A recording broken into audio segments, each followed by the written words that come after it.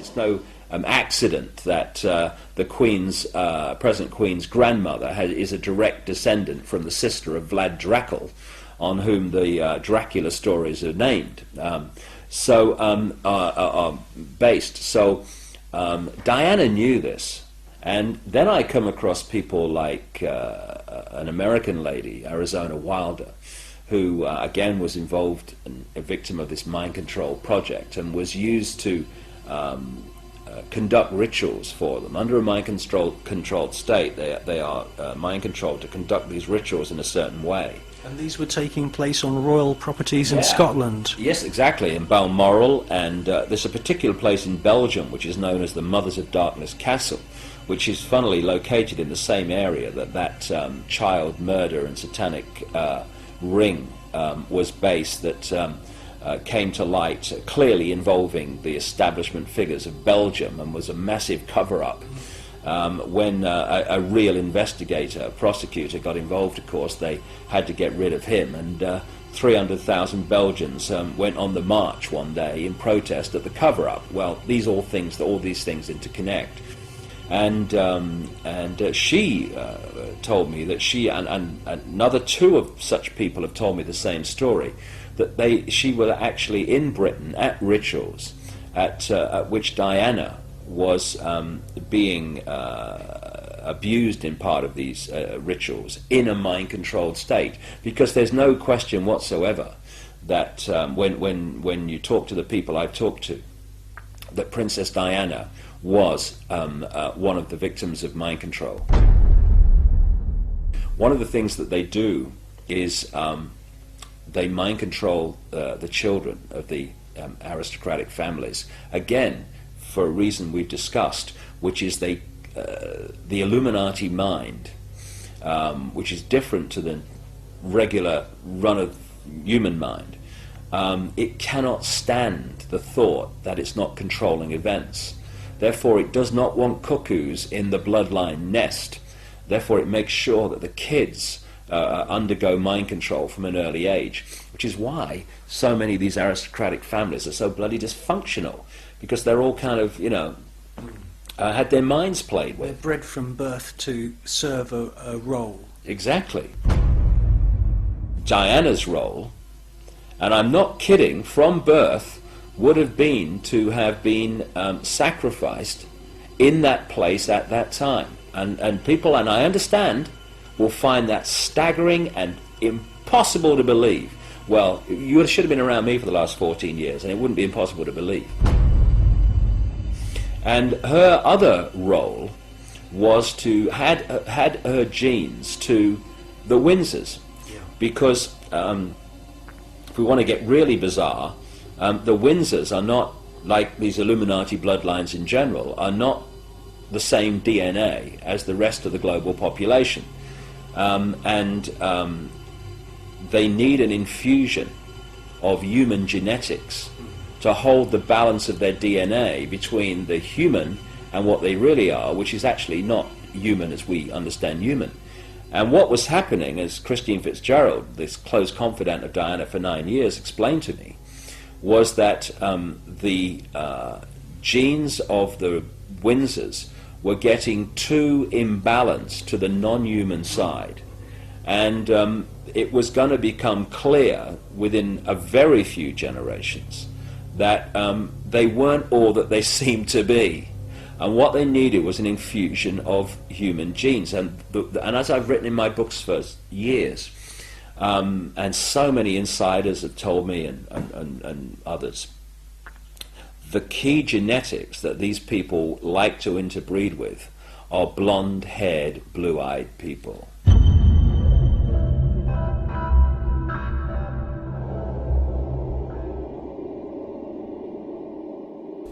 Now, where did I hear that before? Oh yes, Hitler's master race.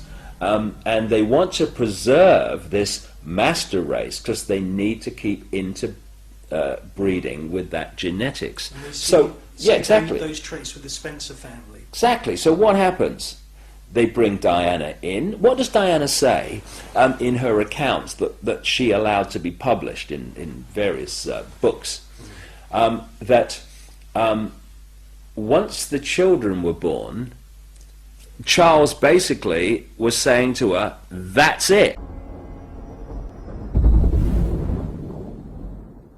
Now what Diana says, again in her own words, is that she was told when the birth of William was coming along, that she was going to be induced so that the child would be born, wait for this, in line with Charles's polo playing program.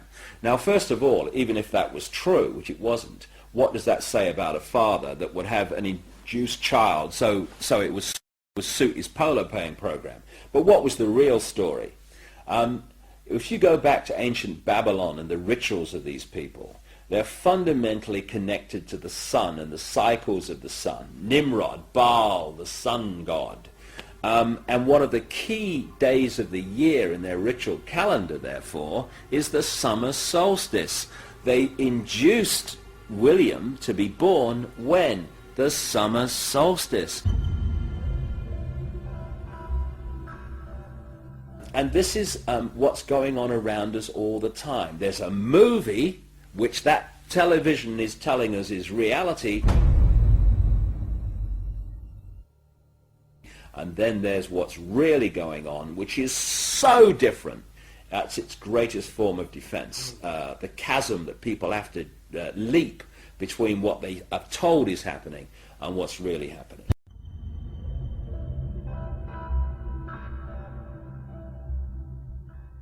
A confidant, Christian Fitzgerald, told me that people who did not support these black occult networks that controlling not just Britain but increasingly the world, they were feeding her information and warning her that she was in danger.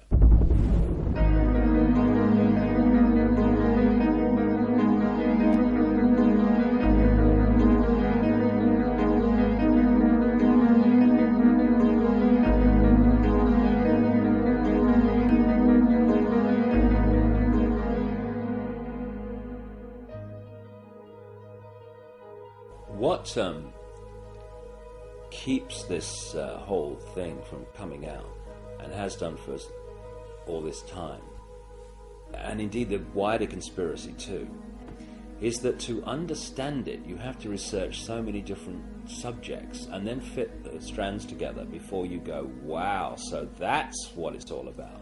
In this soundbite world of superficiality we call the mainstream media, people get so little information that they can't see what's going on. So when you look at the story of Diana, it's not just about what's happening now, what happened in 97. It's also going back again to Babylon, places like that. The goddess Diana was an ancient goddess, which was another name for the Babylonian goddess Queen Semiramis, the goddess of the Illuminati. And one of the groups of people that worshipped Diana, the goddess, and did their rituals to her were called the Merovingians. The Merovingians are one of the, if not the, key bloodline in the whole Illuminati network. They were the royal line of a people called at one stage the Cambrian Franks, which is where we get France from, that came out of the time of the Trojan Wars in now what we now call Turkey, up through the Caucasus Mountains and into what we now call France. Eventually, their royal strand, the Merovingians, were what the whole people became known as.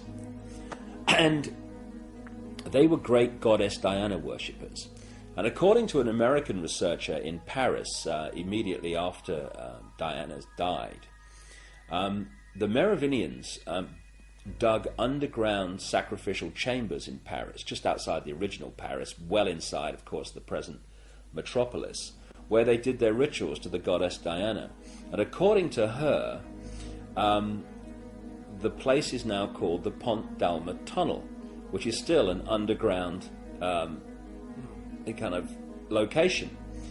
Now, the ancient myths of the goddess Diana were that she was a moon goddess, Pont Dalma actually translates as passage or bridge of the moon goddess. Coincidence? Why is it with the absolutely, I cannot emphasize this enough, the ritual symbolism obsessed Illuminati, why is it that even people who said, well, it was an accident, have actually said, well, there is one question. Why was Diana held in that tunnel for so long when she's supposed to have had internal bleeding which needed repairing? Why not get her to hospital immediately? Why was she held in that tunnel for the best part of an hour and a half? Why? Because in the sick ritual, and that's what it was, the ritual of her murder, she had to die in that place of ancient sacrifice to the goddess Diana. And it was when she died that they then moved her out. And of course, goodness knows what have happened to her internal organs, because this is what these sick people use in their rituals. Interestingly, when you look at the stories and myths surrounding the goddess Diana, over and over again, the theme of lakes, of islands, and particularly of the tree grove come up again and again and again. It was the tree grove that was the sacred place of worship to the goddess Diana, not a temple. Now, she wanted to be interned in the little church where her father is, just off the Spencer estate in Northamptonshire. And after her death, Earl Spencer says that he decided that she would be buried on the Spencer estate. Where? On an island, in a lake, in a tree grove. And there's also this bizarre story where Earl Spencer says that he had this dream that he had to put 4 black swans on the lake. And he then said to his estate manager, I've had this dream. Do you know where we can get 4 black swans from? And the estate manager said, well, sir, funnily enough, someone's just offered us 4. Oh, yeah, okay. I've seen a pig. Never mind a bloody swan. Look, there it goes. Black swans are an occult symbol, aren't they? Exactly. The whole thing's occult. And the whole of Diana's assassination was an occult ritual unfolding. Now, what's kind of interesting to me is that when I was researching The Biggest Secret, which I wrote in 1998, which is kind of unfolding now before our eyes, one of the people that I was introduced to was a lady called Christine Fitzgerald, who, as the tabloid media in Britain acknowledged, was a close confidant of Princess Diana for 9 years. They fell out a little while before her death, but for 9 years they were big time close. And Christine Fitzgerald is a hands-on alternative healer and into the esoteric, and therefore Diana could talk to her about things that other people would think, you know, oh, that Diana's mad, she's talking about this, that, and the other now. And I had long conversations with Christine Fitzgerald about the background to Diana and things that she experienced with her. And I had to have a wry smile to myself when the Paul Burrell revelations came out, because much of it was told to me years ago and is in The Biggest Secret. Not least that friendly people from organizations like MI5 were actually feeding Diana information, saying, you know, be very, very careful because they want rid of you. And so when Burrell produced this letter from Diana in which she predicted her own death in a car crash, in effect, it absolutely fits with what Christine Fitzgerald told me about her experience and what Diana said to her.